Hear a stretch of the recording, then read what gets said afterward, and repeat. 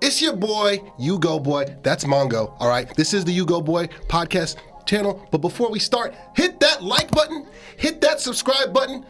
We got unfiltered, authentic conversations. We got sports talk. We got drops. Oh, yeah. So, Mongo, what should they do? Like and subscribe. Oh, yeah. Yahtzee. Yeah, the trade season took place.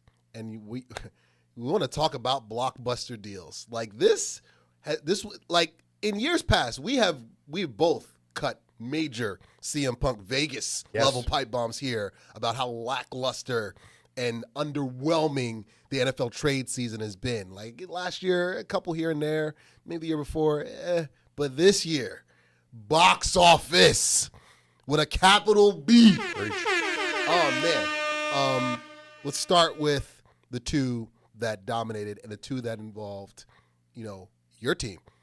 First, Sauce Gardner, Juice versus Sauce, available now streaming on all digital platforms. Sauce Gardner is a Colt for 2 first-round picks. Congratulations on that. That gives you guys 5 total when it's all said and done. Because the second trade, Quinnen Williams, comes to the Dallas Cowboys, America's team. You guys get another first-round pick. Again, totaling 5 number ones over the next 2 years. Mongo. First the Sauce trade, then the Quinnen trade, and then we'll talk about some other ones here or there. How do you feel about both of those trades now that the dust is settled? You give your take, I'll give mine. All right, I'm going off menu right away. Go for it. I'm going rogue. I'll flail my hat at the camera when I'm done. For anyone who's going, oh, jet talk, I'll flail when I'm done. I'll try and keep it short. Go for it. No, listen, I think it's fair to do these individually because I do think one actually is significantly better than the other for the two teams out there, and we'll talk about that in a minute. I agree. But I think it's fair to start by shutting up anyone who is taking the stance of the Jets shouldn't have done this. Yahtzees. Give me some Yahtzees. That's Yahtzee level right there. Go for I'm willing to have the discussion of value. I'm willing to have the discussion of timing. I'm willing to have the discussion of once those two guys go, should we have moved everybody? Should we have moved anybody? Breece Hall, they were 1 round off from trading him to the Chiefs. Mm-hmm. At that point, do you just fold? Those are conversations I'm willing to have.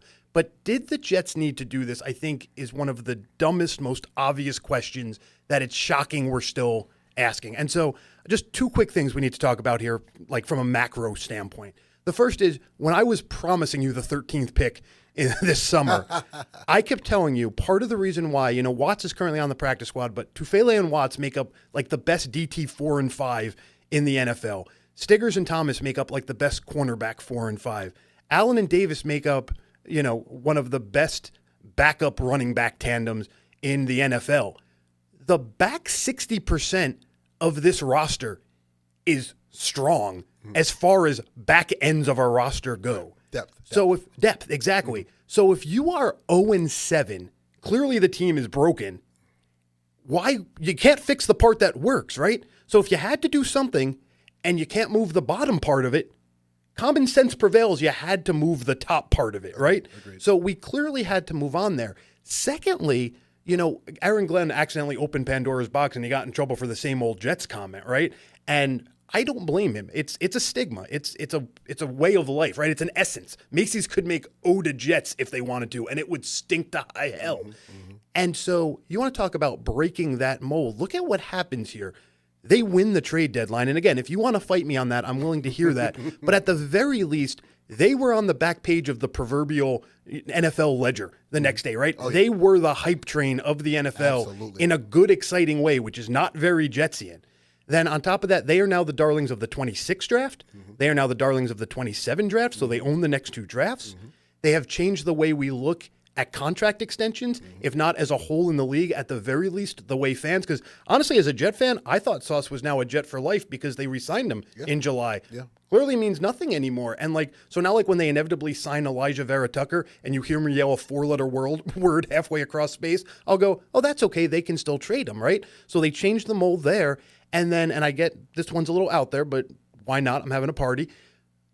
If Sauce goes to the Colts and he makes them a well-rounded team, and it takes the pressure off of Taylor, and it takes the value solely off of him, they might have just changed the MVP narrative. I mean, what they did with this trade, you want to talk about shaking that same old stigma? They shook the league for years. So this was dynamic, this was necessary, and this was awesome. And so I don't see a world where anyone who says they shouldn't have done this, we don't have a starting point for that conversation. Dom DeMarco's cooking like Lil B, bass god back in the day. You know? No, when you're at the time when you're 1-7, now currently 2-7, I believe, or 2-7. We're moving up, baby. We're coming for you, Cardinals. We're coming for you, Falcons. When you're 2-7 and you're staring at a top 5 pick, proverbially, you got to blow it up. Correct. It's not a question of if you should blow it up. There is no question. You blow it up. Right. You blow it to high heavens. You blow it up like Wile E. Coyote trying to blow up the bridge to try to stop Roadrunner. Right. That's how you blow it up. And you're talking about moving assets to get more assets because draft capital is important. Shedding salary cap is important. All that's important if you got a plan. Right. Now, we have discussed on numerous occasions the plan should start with getting you guys this franchise quarterback. And you absolutely have the capital to do that now. Correct.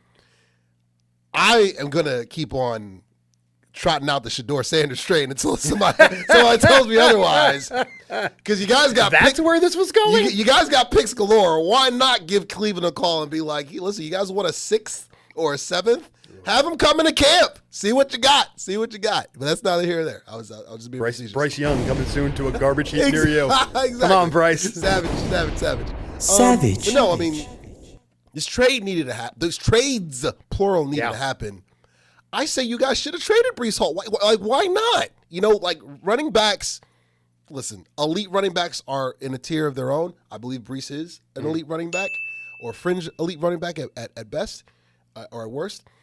You know, but you guys got the capital to do it. The thing is, you guys have had 3-1s in the past before. Yeah. You were the last team to do it.